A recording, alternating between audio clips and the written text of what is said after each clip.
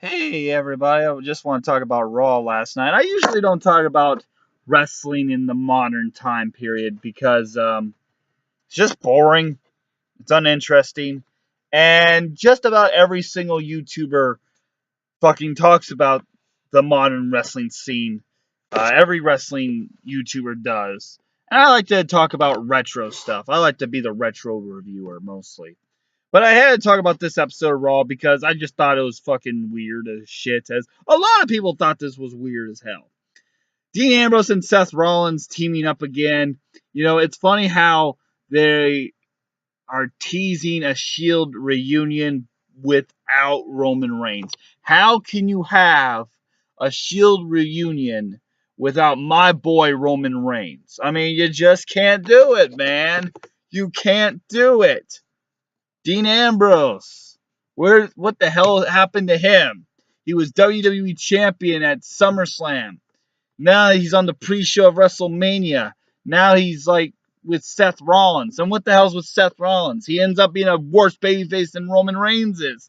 What the hell's this? They're feuding with The Miz and their entourage. And this storyline, this rivalry between Dean Ambrose and The Miz just won't end. By the way, I think it's going to be just a matter of time before Bo Dallas and Curtis Axel start becoming extremely popular and start becoming baby faces. Remember what happened to Alex Riley. Remember what happened to Damien Sandow. It's inevitable. Whenever someone is aligned themselves with the Miz, they end up becoming a big ass baby face. However, it ends up biting themselves in the ass. So I think in due time, Curtis Axel and Bo Dallas will become baby faces, and they will outshine the Miz because the Miz is just that goddamn good of a heel. Um, Miz is awesome. Ambrose and Rollins can't come back with the Shield without my boy Roman Reigns. Skip the women's stuff, skipping all this stupid shit. Elias Sampson and Finn Balor. At least Elias Sampson, when he smacked Finn Balor in the head with that guitar, at least he's going to draw more dimes and is going to draw more money than that Memphis, like the Schleg Daddy would say, the Memphis mid-carder piece of shit, and Jeff fucking Jarrett.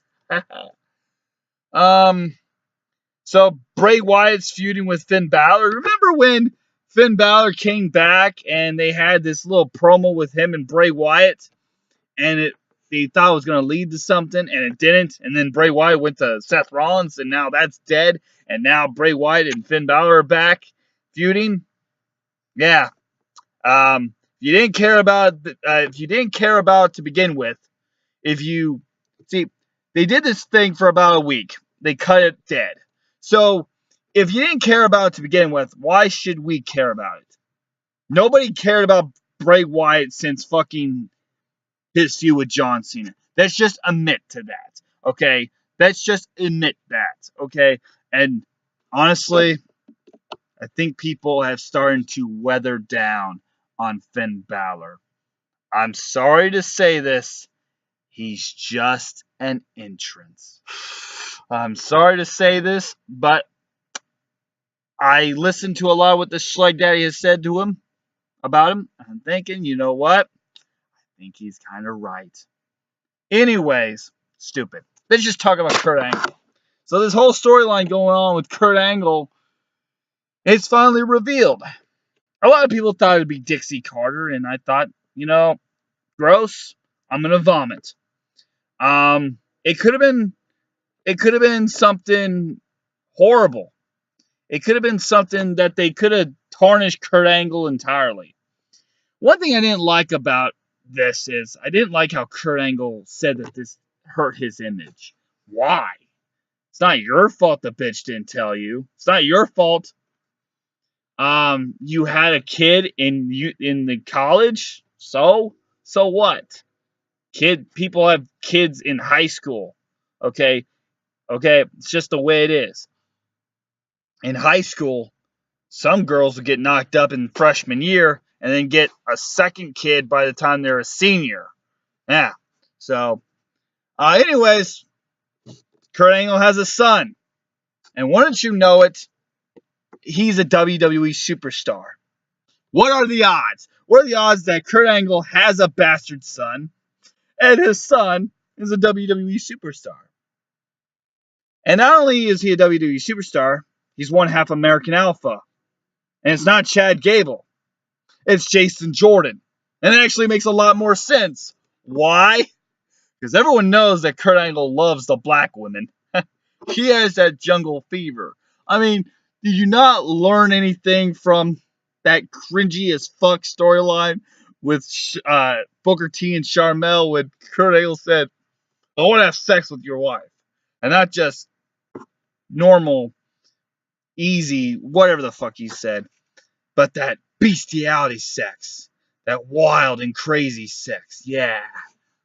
And do you not remember that scene where Kurt Angle has his hand around Sharmel's throat and her mouth, and he's on top of her, and it's very uncomfortable, and there's a cameraman right there? Do you not remember that? Kurt Angle loves the black woman, okay? So, it's Jason Jordan. And the other thing I don't like about it is they managed to break up yet another tag team, because 2017 has been the year of breakups. Don't go breaking my heart. I couldn't if I tried. They've broken up so many teams, so many breakups, and this is just as heartbreaking. DIY, American Alpha now, Jericho and Owens, Golden Truth, Enzo and Cass, and probably a few more. I'm just saying, you know what, Hardy Boys, your days are numbered. Your days are numbered. Cesaro and Sheamus, days are numbered. Hell, they'll probably break up the Fashion Police because, Vince McMahon doesn't find money in tag teams. It's the way it is. What do I think about this whole bastard son? It's kind of out of place. It kind of doesn't belong in 2017. It kind of belongs in like 2005, 2006, when they were known to do shit like this, with Eddie Guerrero, I'm your pappy, so we're going to have a ladder match for the custody of Dominic. The whole illegitimate son of Vince McMahon ends up being Hornswoggle. Everything going down in 2006 where it's Vince and God, where it's Vince taking on God with Shawn Michaels, shit like this. This belongs in the mid-2000s, 2005 through 2007. But I think I'm going to like it, honestly. This gives the spotlight to Jason Jordan. The only problem I see with it, honestly, is let's say Jason Jordan becomes a big superstar. No matter how hard he tries, no matter how much better he gets, fans are always going to look back and say, yeah, but you're Kurt Angle's bastard son. Everyone's going to remember Jason Jordan as the bastard son. So, let's just talk about the main event. Roman Reigns, Samoa Joe. Out comes Braun Strowman. He kicks ass. This feels like a big fight feel. Unlike everyone else with the flips and the kicks and the loop-de-loops and the high spots, this shit feels like a big fight feel. It's amazing to me. Roman Reigns is awesome. I don't care what anybody says. If you're still hating on Roman Reigns in 2017, you need to understand this. You need to understand this. Roman Reigns is not going anywhere. Roman Reigns is going to lead us into the 2020s. So whether you like it or you don't like it, it doesn't matter. He's really the best thing going today. He really is. Samoa Joe's awesome. Braun Strowman's awesome. And this is going to lead to a fatal four-way, I think, at SummerSlam for the Universal title with Lesnar, Strowman, Joe, and Reigns. And it should be intense. So that's Raw for you. You had the most boring 2 hours I've ever fucking seen, and one hell of a last hour. My black son. Things are finally getting better, and now he's staying with me. My black son. Also, he's a ninja. Bye. Now let's get Maury Povich in this and say, Kurt Angle, you are the father. Haha, yes.